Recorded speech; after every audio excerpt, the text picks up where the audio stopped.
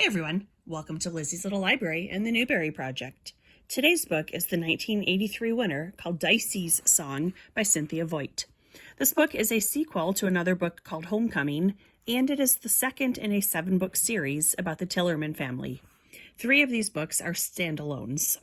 One of the standalone books is called A Solitary Blue, for which Voigt also received a Newbery honor.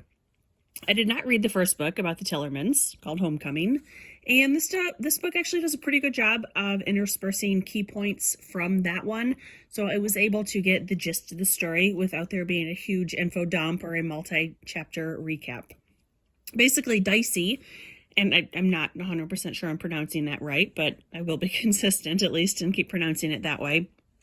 Dicey and her 3 younger siblings had left Boston on their own because their mother couldn't take care of them. It wasn't 100% explained. My best guess is she is either mentally ill or an addict, possibly both. I don't know.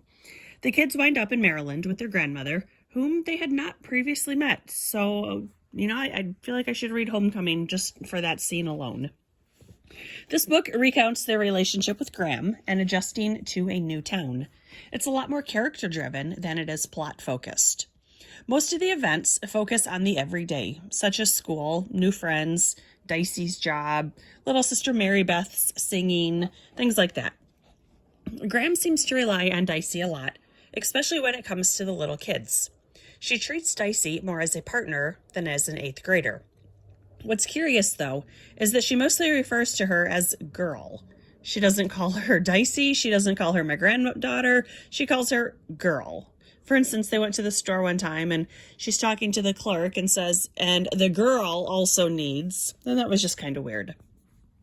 The end of the story sees Dicey and Graham taking a trip up to Boston, leaving the younger kids with Mr. Lingerly, the music teacher who had become a family friend. I won't ruin the ending of this book. I found this book to be a rather unusual selection for the Newbery because it's not a children's book. It is clearly a young adult to me, both in vocabulary and particularly with regard to the subject material.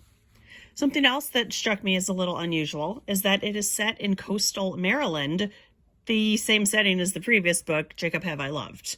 I mean, granted, Jacob was set on an island and this one's not, but of all the places in the world, coastal Maryland and island Maryland are really, really close to each other.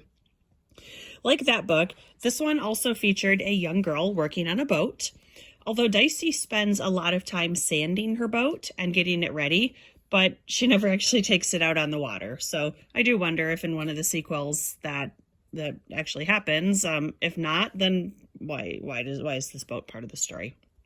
Overall, I did like this story, but I did have 2 complaints. First, the 2 younger brothers were basically interchangeable. They could have easily been combined into one character. There was not enough to distinguish them and to really merit having 2 separate younger brothers. The other thing that bothered me, and this is just purely style and personal preference, is the author so often used the verb snapped when the characters were talking to each other. In fact, there were parts where someone snapped at each other on every single page for 3 or 4 pages in a row. And I honestly even would have preferred the author had used the word said. While generic, it is a lot less hostile, and these weren't particularly angry situations for the people to be snapping at each other like this. So Dicey's Song is another classic Newbery story of a child growing up and finding her place in the world. I would be interested to read more stories about Dicey and her siblings. This is a good choice for early young adult readers, both subject-wise and book level. I recommend it for 5th graders, 6th graders, up to maybe about like 10th grade, 11th grade, if they aren't particularly at grade level or very strong readers.